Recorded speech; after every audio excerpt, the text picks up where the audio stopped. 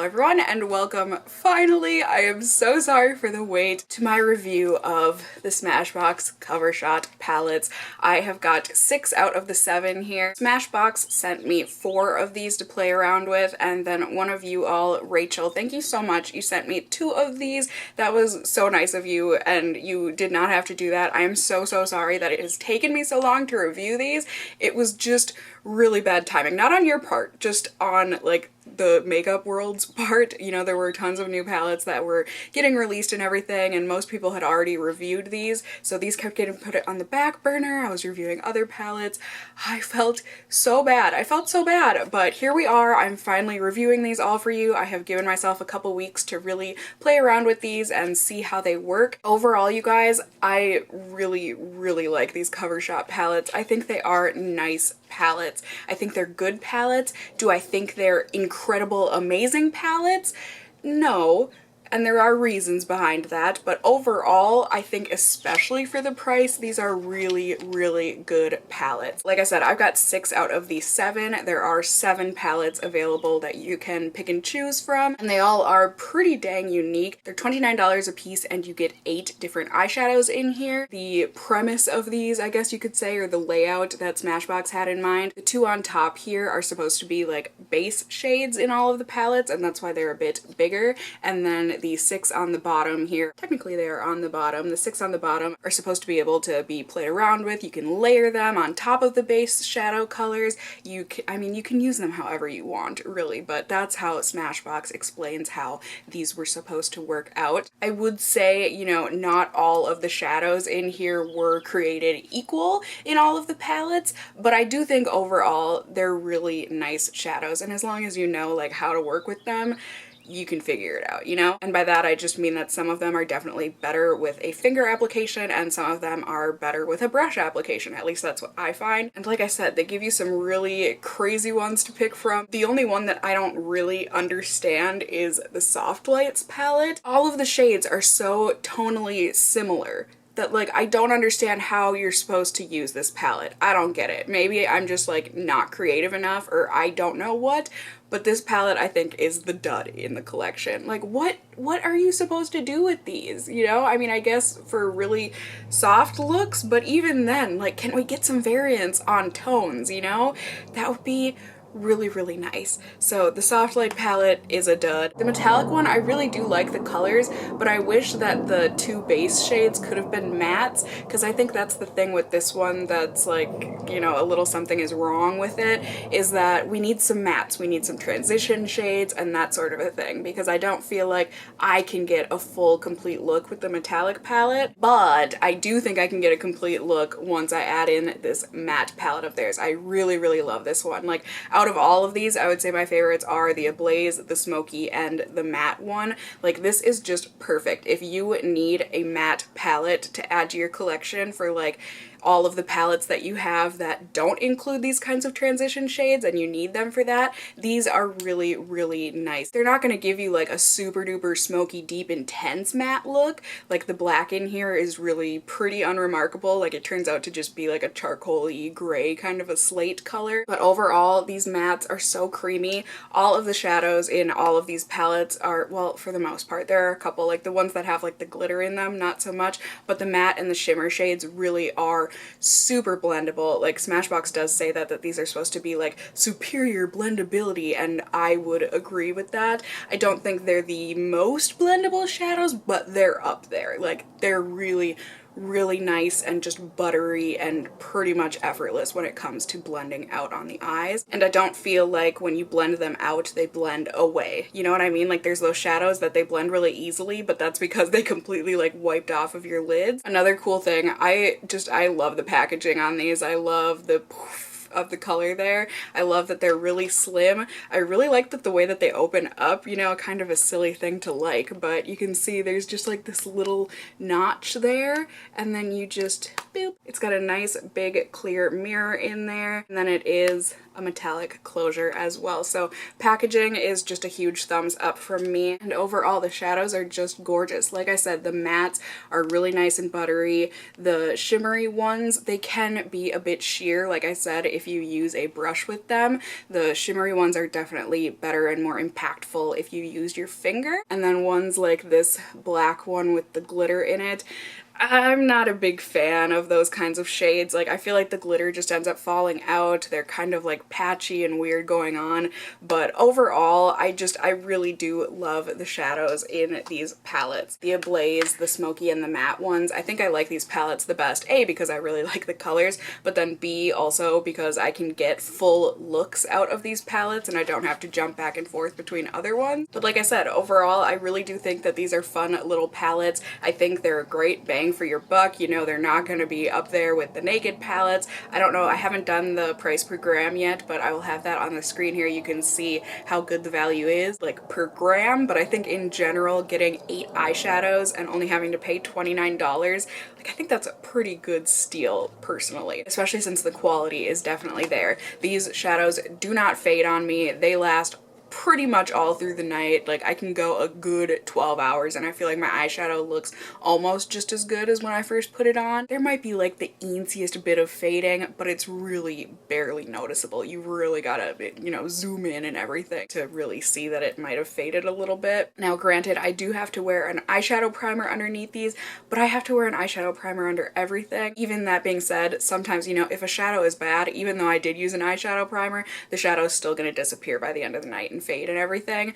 But with these, like I said, I can put them on top of my eyeshadow primer and then they are good to go. They're really, really nice. This video is going to be long enough already with the mini tutorials and all of the swatches because yes, I swatched all 6 of these, so I'm sorry. I know that the length of this video is quite long. If you do want, I do have, you know, in the description, I've got timestamps for each of the separate palettes. If you only want to see swatches for a couple of the palettes or there's a specific one you want to see, I always have timestamps down below, and then also timestamps for the mini tutorials. Like I said before, thank you so much to Rachel for sending 2 of these my way, and thank you to Smashbox for sending the other 4 my way. I really am I'm so appreciative and so grateful that I was able to play around with these for you guys. Like I said as well, I am sorry that it took me so long to do so, but I really did want to be able to play with all of these palettes to see if the quality was equal across the board and all of that stuff. And like I said, I really do think the quality is there equally throughout these palettes. I think the SOFTLIGHTs one, I mean, the quality is there of the shadows, I just don't understand the shade selection on it. So yeah, I think that's gonna be it. I will show you guys the swatches, I will show you guys the tutorials and everything, and then I will see you at the very end of the video. So here we go, let's get started!